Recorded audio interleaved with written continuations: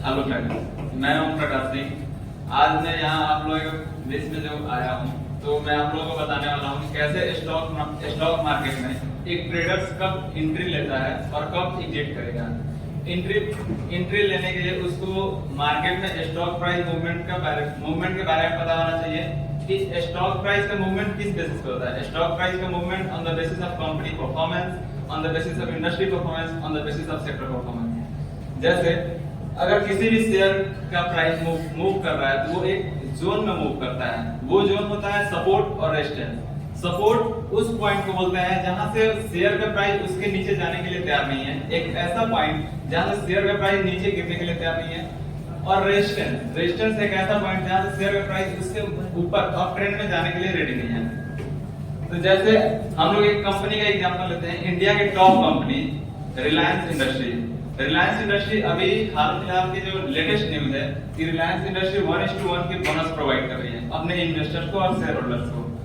जैसे हम लोग यहाँ पे देख सकते हैं कि रिलायंस का जो शेयर प्राइस मूवमेंट है वो जुलाई 2020 से लेकर के अप्रोक्स 2021 जुलाई तक एक जोन में वो शेयर प्राइस मूवमेंट कर रहा है। वो कंसोलिडेशन पीरियड है, बट उसके बाद जो ब्रेकआउट आता है तो वो फिर एक दूसरे जोन में फंस जाता है जो कि 2200 टू 2700 के बिटवीन वो शेयर का प्राइस कंसोलिडेट कर रहा होता है। उसके बाद से शेयर का प्राइस एक लॉन्गर ड्यूरेशन के बाद उस शेयर का प्राइस फिर अपने रेजिस्टेंस जोन को ब्रेकआउट करके और फिर वो अपने टारगेट को अचीव करता है 3200 तक। बट फिर उसके बाद से शेयर का प्राइस उसी जोन में कंसोलिडेट कर रहा है। जैसे हम लोग नेक्स्ट एग्जांपल ले सकते हैं एमसीएक्स एक ऐसी कंपनी है जो कि गोल्ड डायमंड ये सब में वो एक्सचेंज में काम करते हैं। मल्टी कमोडिटी एक्सचेंज, जो कमोडिटी के एक्सचेंज में वो उस लाइन में उस सेक्टर में वो काम कर रही है। तो जैसे हम उस शेयर का प्राइस मूवमेंट देख सकते हैं, जो उसका चार्ट पैटर्न हम देख सकते हैं कि वो जैसे यहाँ पे देख सकते हैं कि उस शेयर का प्राइस मूवमेंट एक सपोर्ट और रेजिस्टेंस जोन जो है वो 3700 से लेकर के 4000 के बीच में वो मूव कर रहा है। बट ये हम लोग यहाँ पे एक हॉरिजॉन्टल लाइन के बेसिस पे इसका सपोर्ट और रेजिस्टेंस फाइंड आउट कर रहे हैं। बट इसके बाद हम लोग ट्रेंड लाइन यूज करेंगे। ट्रेंड लाइन से ये पता चल रहा है कि शेयर का प्राइस मूवमेंट जो है वो एक अपर ट्रेंड में कर रहा है कि जो पहले का हाई है उसके ऊपर दूसरा हाई और जो पहले का हाई है वो लो बन रहा है दूसरे हाई का। उसी तरह से हम लोग नेक्स्ट एग्जांपल देख सकते हैं। जैसे मैंने कुछ दिन पहले जियो फाइनेंशियल सर्विसेज में मैं भी ट्रेड करता हूं, तो मैंने खुद अपना स्ट्रेटजी बनाया हुआ था। तो मेरे पास जो मैं इसको 5 मिनट टाइम फ्रेम पे आप लोगों को दिखा रहा हूं कि जैसे इस शेयर का प्राइस मूवमेंट के मेरे पास इस स्टार्टिंग पीरियड, इस मार्केट के स्टार्टिंग पीरियड में मेरे पास अप्रोक्स आधे घंटे का ये जो चार्ट पैटर्न है वो मेरे पास अवेलेबल था। बट उसके बेसिस पे मैंने जो ये स्ट्रेटजी ड्रॉ किया, तो जो इस स्ट्रेटजी में आप लोग देख सकते हैं कि जो मैंने ट्रेंड लाइन ड्रॉ किया है उस ट्रेंड लाइन से आने के बाद ही शेयर प्राइस को ब्रेकआउट मिला और वो शेयर प्राइस एक टारगेट पे उसका अचीव हुआ है। वो 320 और 30 के बीच में जो इसका रेजिस्टेंस जोन है वो और जो गैप है उतना ही उसका ये टारगेट प्राइस है, जैसे 330 टू 350 के बीच में। अगर हम लोग अब तो सपोर्ट और रेजिस्टेंस जोन फाइंड आउट कर ले हॉरिजॉन्टल लाइन यूज करके, ट्रेंड लाइन यूज करके या फिर स्क्वायर लाइन या ट्रायंगल लाइन यूज करके, बट हम लोग उसको बिना यूज किए भी हम लोग किसी इंडिकेटर्स को भी यूज कर सकते हैं, जो इंडिकेटर्स हमको हेल्प करेगा कि वो सपोर्ट और रेजिस्टेंस उस शेयर प्राइस के मूवमेंट के बेसिस पे बताएगा। जैसे हम लोग यहाँ पे एक कंपनी का एग्जांपल ले लेते हैं एमसीएक्स का ही। तो हम लोग यहाँ पे इंडिकेटर यूज किया है मूविंग एवरेज। मूविंग एवरेज वो इंडिकेटर होता है जो हमको बताता है शेयर प्राइस के कुछ कैंडल के बेसिस पे, उसके क्लोजिंग प्राइस के कैंडल के बेसिस पे वो उसके मूवमेंट को शो करता है। और वो एवरेज ये ट्रेंड लाइन ड्रॉ होता है उसी के बेसिस पे। जैसे मैंने जो मूविंग एवरेज होता है वो दो तरह का होता है, सिंपल मूविंग एवरेज और एक्सपोनेंशियल मूविंग एवरेज। तो मैंने इसमें इंडिकेटर जो यूज किया है वो एक्सपोनेंशियल मूविंग एवरेज है। तो मैंने इसमें चार तरह का एक्सपोनेंशियल मूविंग एवरेज में 4 स्ट्रेटजी है। जैसे आप देख सकते हैं EMA 20, EMA 50, EMA 100, EMA 200। तो जो EMA 20 है वो ये बताता है कि जो 20th कैंडल्स जो होगा उसका लास्ट क्लोजिंग प्राइस के बेसिस पे वो एवरेज बदल जाएगा। जैसे यहाँ से यहाँ तक अगर 20 कैंडल हुआ तो उसका एवरेज ये ड्रॉ किया, फिर उसका 20 कैंडल का एवरेज होगा उसके बेसिस पे वो ड्रॉ होता है। उसी तरह से हमने EMA 50, EMA 100 और EMA 200 को यूज किया है।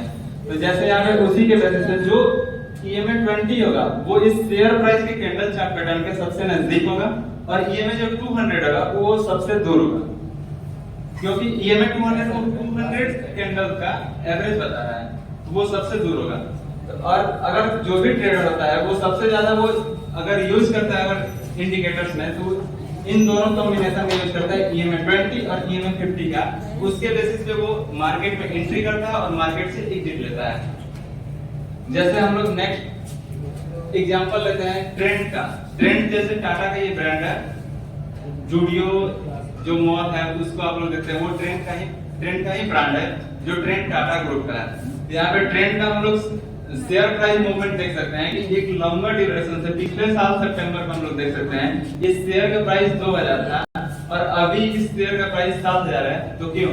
तो यहाँ का हम लोग देख सकते हैं कि जो ट्रेंड लाइन हमने EMA 20 और EMA 50 को यूज करके अगर कोई भी ट्रेडर यहाँ पे एंट्री लिया होगा तो वो EMA 20 और 50 के कॉम्बिनेशन पे अगर लिया होगा, अगर ये EMA 20 EMA 50 ट्रेंड लाइन को अगर क्रॉस करके ऊपर से नीचे की तरफ क्रॉस करता है तो वो उसका एग्जिट पॉइंट होगा।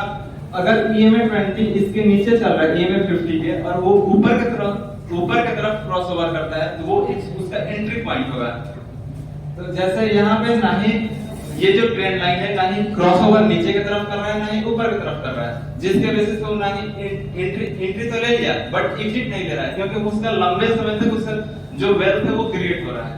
तो इस शेयर में उसके बारे रहने से उसका जो अगर वो 1 लाख यहाँ पे लगाया होगा तो यहाँ पे उसका 3 गुना हो गया होगा। ये उसका एक लंबे ड्यूरेशन तक उसका प्रॉफिट बन रहा है। जैसे हम लोग यहाँ पे देख सकते हैं SBI का एग्जांपल लेते हैं। तो SBI के एग्जांपल में हम देख सकते हैं कि शेयर प्राइस EMA 50 और EMA 100 का हमने यूज किया है। तो इसमें हम लोग देख सकते हैं कि EMA 50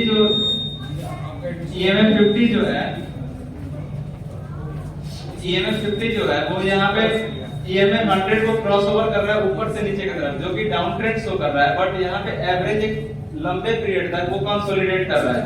बट यहाँ पे इस पॉइंट पे जो हमने जो ये स्क्वायर लाइन ड्रॉ किया है, स्क्वायर ट्रेंड लाइन, यहाँ पे आप लोग देख सकते हैं कि EMA 50 EMA 100 को क्रॉस ओवर कर रहा है नीचे से ऊपर की तरफ। उसका मतलब ये होता है कि ट्रेडर यहाँ पे एंट्री कर सकता है मार्केट में और यहाँ से वो प्रॉफिट जनरेट कर सकता है। जैसे नेक्स्ट हम लोग सबसे ज्यादा अगर कोई इंडेक्स यूज करते हैं तो निफ्टी 50 है, सेंसेक्स है या फिर बैंक निफ्टी है, जिसमें बैंक निफ्टी में सबसे ज्यादा लोग यूज करते हैं क्योंकि उसमें एक दिन में 1000 पॉइंट 2000 पॉइंट का मूवमेंट आता है। जैसे हम एग्जांपल ले लेते हैं निफ्टी 50 का।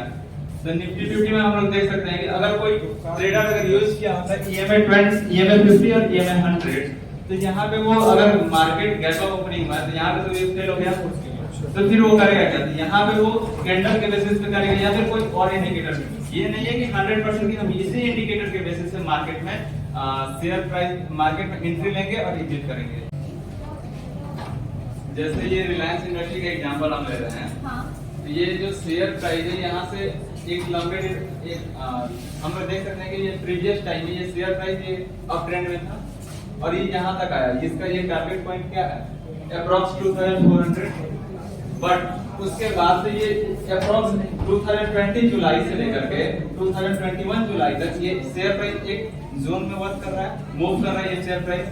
बट यहाँ पे शेयर प्राइस ये ऊपर गया और ये रेजिस्टेंस लाइन वो बना जैसे यहाँ से शेयर प्राइस फिर ऊपर जाने के लिए रेडी नहीं है, क्योंकि यहाँ से अब जो बायर यहाँ से एंट्री लिए थे नीचे, जहाँ से ट्रेंड रिवर्स हुआ था, जहाँ से बायर एंट्री लिए थे मार्केट में, तो यहाँ से अब वो बायर प्रॉफिट बुक करके मार्केट से बाहर निकल रहे हैं, एग्जिट कर रहे हैं। तो यहाँ से शेयर लाइन जो है वहाँ से जब मार्केट प्राइस अप जाता है तो उस टाइम क्या होता है? ट्रेडर यहाँ पे आ सकता है, यानी कि या फिर जो भी है जो कस्टमर है जिसने इसमें पैसा लगाया इन्वेस्ट किया है वो इस टाइम आ सकता है। और जब वो लाइन प्रॉफिट उसका अप जाता है, मार्केट में और भी लोग आते हैं जो अपना पैसा लगाते हैं, अगर अप जाता है तो उसका अगर लगता है कि नहीं मेरा इतना ठीक है प्रॉफिट, तो उसके बाद वो एग्जिट हो सकता है। यही कह रहे हैं ना आप? एक मिनट, ये जो जोन में अगर कर रहा है, अगर ये शेयर प्राइस एक जोन में मूव कर रहा है, एक जो सपोर्ट और रेजिस्टेंस जोन में मूव कर रहा है, तो उस जोन में अगर मूव कर रहा है तो वो जो लॉन्ग टाइम इन्वेस्टिंग जो करता है वो यहाँ पे एंट्री कम नहीं लेगा। अच्छा। इसलिए नहीं लेगा कि वो शेयर प्राइस ब्रेकआउट देगा या ब्रेक डाउन देगा? ब्रेकआउट करने का मतलब ये अप ट्रेंड में जाएगा या डाउन ट्रेंड में जाएगा।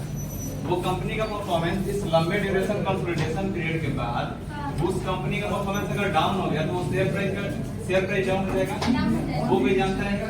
तो उस टाइम जो इन्वेस्टर होगा वो यहाँ पे क्यों एंट्री लेगा इस फ्लोर के बीच में? वो ब्रेकआउट अगर होगा यहाँ पे और वो शेयर प्राइस अप ट्रेंड जब होगा, जब अप ट्रेंड में जाएगा तो वो ब्रेकआउट यहाँ पे होता है, जो रेजिस्टेंस लेवल को क्रॉस ओवर करेगा और जो सपोर्ट लेवल को क्रॉस ओवर करेगा।